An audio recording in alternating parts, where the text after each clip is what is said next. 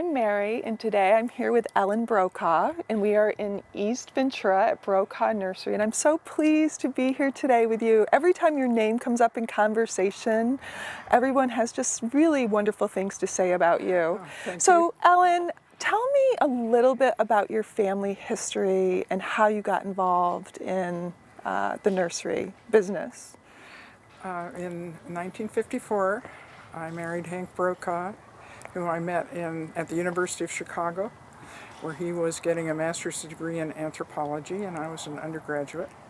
And he was a Californian. He came from Whittier. So we moved to California. He grew up, his father and uncle were nurserymen, avocado citrus nurserymen in Whittier. So he started teaching math and science, but in the backyard in Ojai, he immediately planted some avocado seed. And from that grew the nursery. Really? So he planted seed, and from that came the nursery. And how long have you been in business? Well, I don't know when you would say we started. I think we sold the first trees in about 1958. 1958. That's a while ago. Yes. And right now, what do you sell here at the nursery? And you sell wholesale and retail, or just wholesale? No, just wholesale, and almost entirely to farmers. We provide the trees for orchards in all the avocado growing parts of California. Avocados are our main crop, and we also grow citrus and cherimoyas and kiwis. Wow. So avocado is your main, that's the main part of your business. Right. Is it Hass and Lamb Hass, or just Several different varieties. which varieties do you sell? We sell Hass, Lamb Hass, some of the old varieties, Bacon, Zutana, 480, very few of those, and some new varieties. We're now selling a gem avocado, which is a coming variety of great interest. The gem avocado. Gem. And what makes that different from, say, a Hass? It's similar to the Hass, but it is a very prolific producer and a slightly smaller tree. So it's promising for our grower farmers in California. Always looking for the most productive trees that we can find. Okay. And when you say productive, is it the rootstock that makes them productive? Is it the science that you graft onto the rootstock? Combination. Okay. So it's both. And Yes. what rootstock do you find is the healthiest, the one that does the best in Ventura County? Oh my goodness, we're always trying new ones.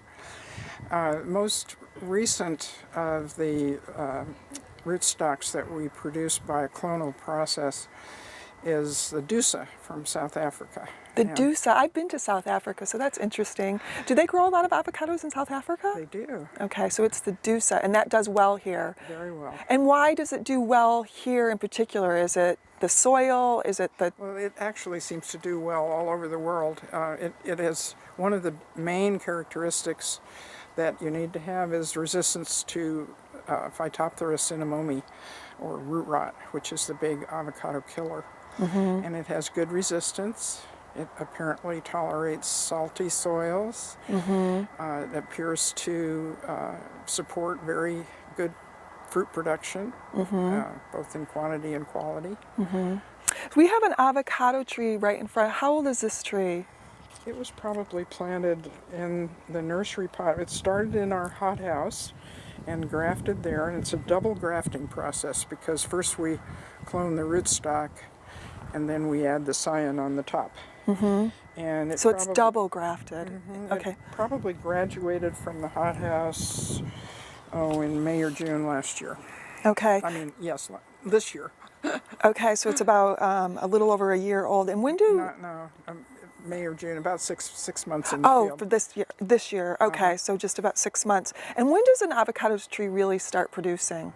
Takes about 3 years. 3 years. And how long will they live until Who knows? it can live? Because I've seen some very large ones. Very large and old and still putting out fruit. Yes, and then some, they say they're so productive that they die out. after like 25 years or so. I haven't heard that, but that may be so.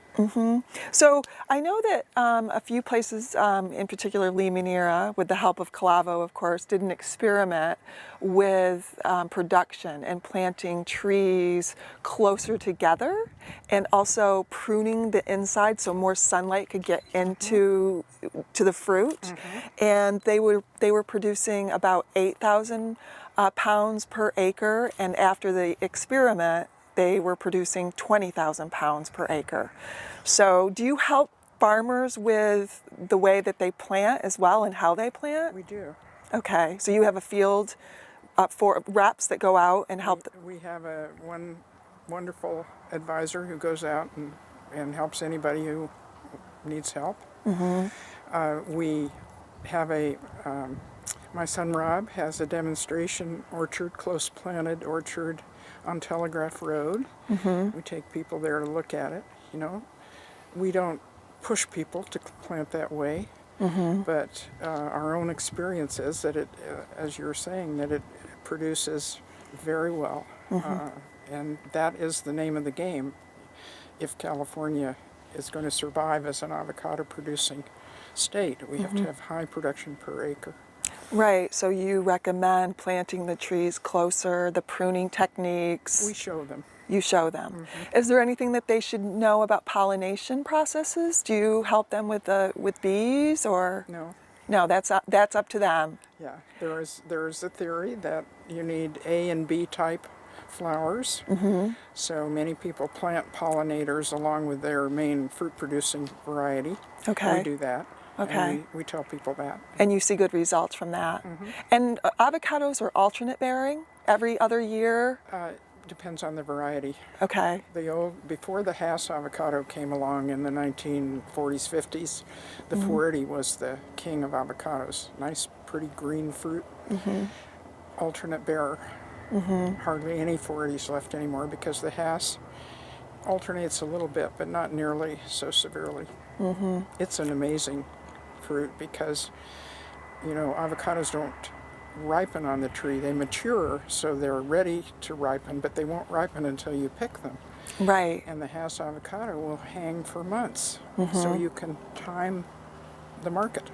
Which is wonderful, which is rare in this industry, that you can pick them hard, and then and now with which I'm learning more and more about is the gassing of the avocados to help speed up the ripening process, which is also wonderful. So you can actually, if you want a ripe avocado in the grocery store, you can get one of those as well. But if you want a hard one and you want to eat it in 3 or 4 days, have you ever heard of that trick where you put an avocado in a bag with a banana?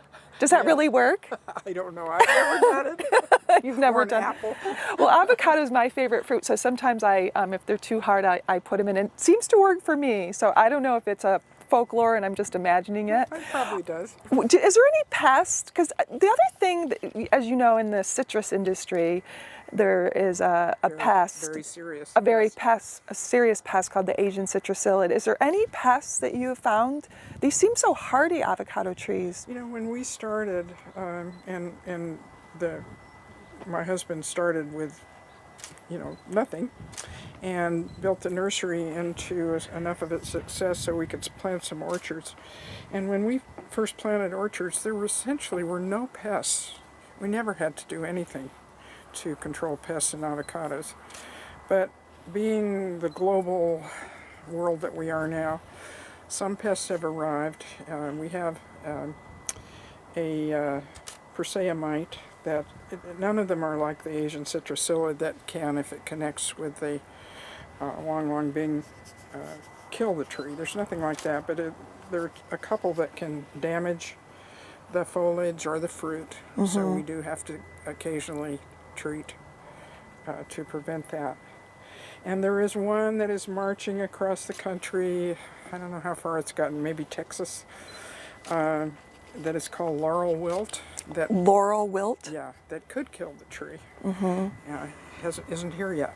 Okay. So we hope before it gets here that somebody will find a way to stop it. Okay, good. You mentioned to me about California growers and if the the industry is going to stay strong here. And again, I'm learning that the trend right now is South America. We're seeing a lot of avocado production in South America. Why is it all moving to South America? Is it labor? What are some of the... Well, it's not moving. It's that South America is developing independently more and more possibilities as they realize that they have good climate and soil for avocados.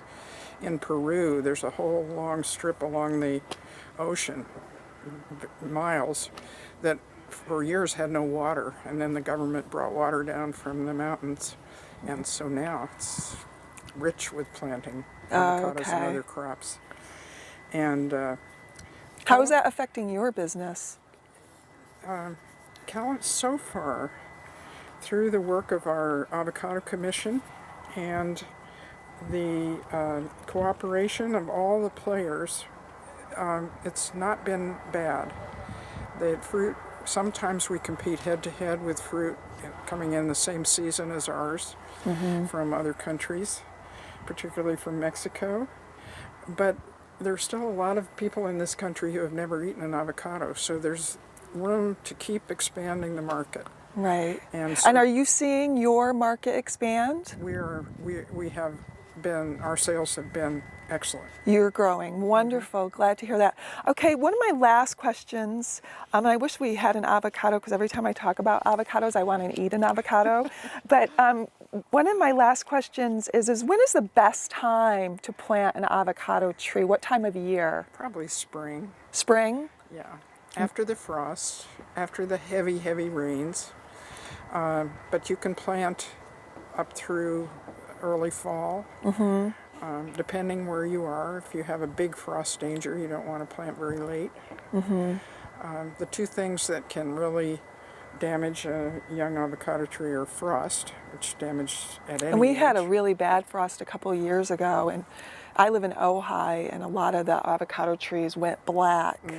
So yeah, it's a big hazard. The other one is if you're in heavy soils and we have heavy, heavy rain, a young tree can essentially drown. Avocados like a lot of water in well-drained soil. Okay. And a lot of them are planted on soil that isn't like that. Because the root system is so shallow, it only goes down about 18 inches or so, but they grow horizontally and they all connect. I like knowing when I look at an orchard of avocados is Where the roots are. Where the roots are, they're all underneath and they're all connecting to each other. It's like one big web. So is there anything else you want to tell us about the nursery business in this area, or where people can find more information about Brokaw Nursery? We have a website. Website is brokawnursery.com. That's easy. And we have information here. We have people who are delighted to give advice. Okay.